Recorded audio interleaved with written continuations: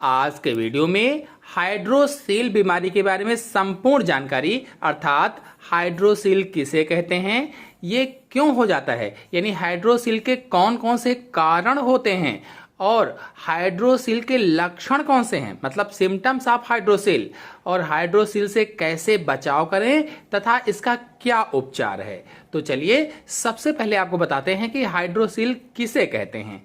तो हाइड्रोसील एक ऐसा रोग है जिसमें अंडकोश या स्क्रोटम में तरल पदार्थ जमा हो जाता है जिससे सूजन आ जाती है।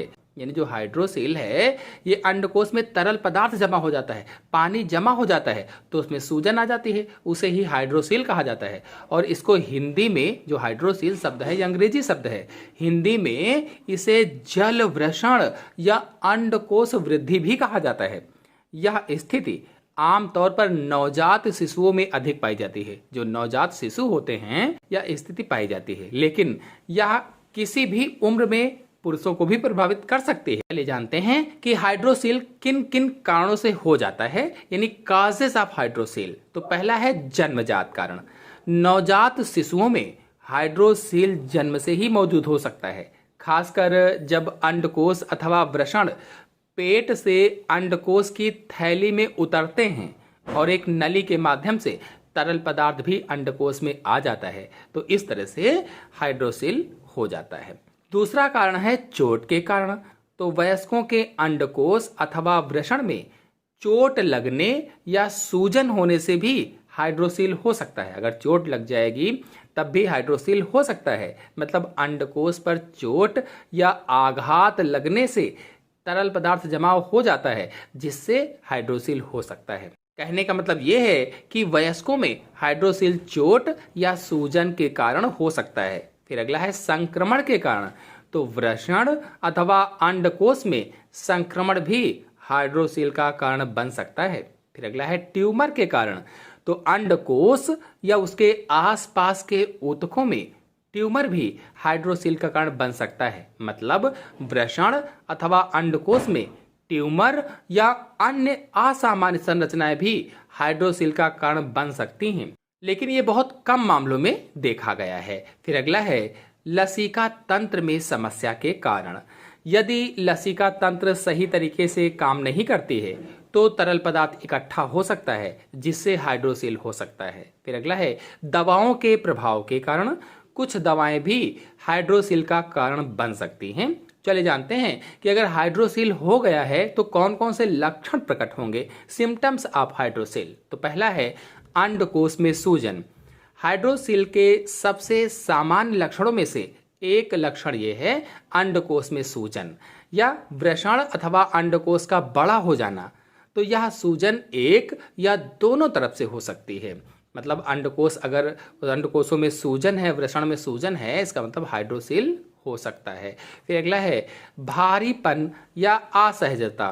तो हाइड्रोसील आमतौर पर दर्द रहित होता है, लेकिन यदि सूजन बहुत अधिक हो जाती है तो वृषण अथवा अंडकोश में भारीपन या असहजता महसूस हो सकती है। असहजता का मतलब है कि बड़ा हाइड्रोसील होगा तो बड़े हाइड्रोसील के कारण आप ठीक से चल नहीं पाओगे, ठीक से बैठ नहीं पाओगे, तो इसे असहजता कहा जाता है। फिर अगला है तरल पदार्थ की उपस्थिति।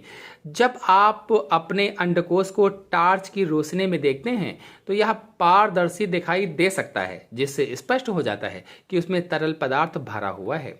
अगला है वृषण का धीरे धीरे बढ़ना। हाइड्रोसील आमतौर पर धीरे धीरे बढ़ती है और समय के साथ अधिक ध्यान देने योग्य हो सकती है। अगर अधिक ध्यान नहीं दिया तो और ज़्यादा बढ़ती है। वृषण के आकार में बदलाव होता रहता है। सूजन का आकार दिन के दौरान बदलता रहता है, तो ये भी एक लक्षण है। फिर अगला है दर्द या संवेदनशीलता। हाइड्रोसील के कारण कभी कोई दर्द भी हो सकता है। अगर सूजन के साथ दर्द या संवेदनशीलता है तो यह संक्रमण या अन्य समस्याओं का संकेत हो सकता है। फिर अगला है लालिमा और गर्मी। अंडकोश की त्वचा में लालिमा और गर्मी महसूस हो सकती है। चले जानते हैं कि हाइड्रोसील से बचाव कैसे करें, प्रिवेंशन ऑफ हाइड्रोसील। तो पहला है साफ सफाई का ध्यान रखें, जननांग क्षेत्र को स्वच्छ एवं सूखा रखें।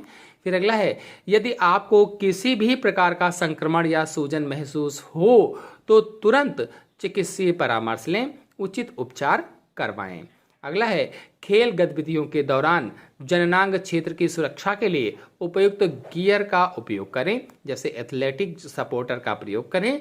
दुर्घटनाओं और चोटों से बचने के लिए सामान्य जीवन में सतर्कता और सावधानी बरतें। फिर अगला है, अंडकोश की नियमित स्वनिरीक्षण करें और किसी भी असामान्यता को पहचानें। डॉक्टर से नियमित रूप से जांच कराएं, विशेषकर यदि आपको अंडकोश में सूजन या असहजता महसूस हो रही तो जरूर जांच करवाएं। फिर अगला है, स्वस्थ और संतुलित आहार का सेवन करें जिससे शरीर का प्रतिरक्षा तंत्र मजबूत हो। नियमित शारीरिक व्यायाम करें जिससे शरीर स्वस्थ और मजबूत रहेगा। चले जानते हैं कि हाइड्रोसील का घरेलू उपचार क्या है। यदि आपके हाइड्रोसील की शुरुआत है तो इसके निदान और उपचार के लिए आप किसी अच्छे डॉक्टर से सलाह जरूर लीजिए।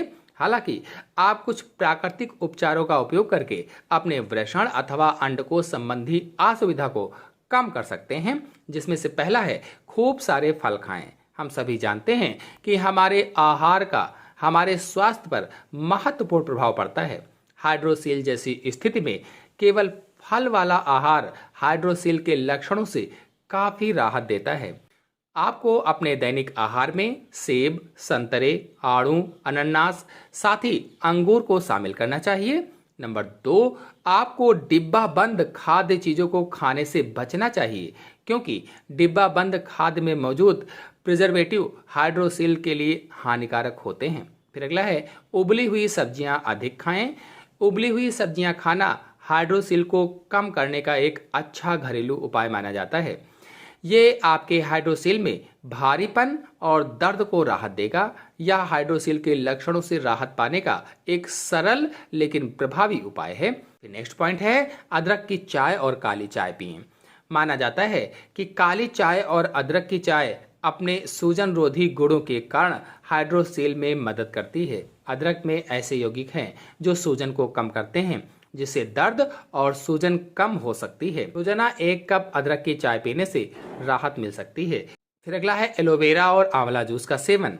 एलोवेरा और आंवला के रस को बराबर मात्रा में मिलाकर हर सुबह खाली पेट लेने से बहुत अधिक लाभ हो सकता है। फिर अगला है, हाइड्रोसील के लिए हर्बल पेस्ट।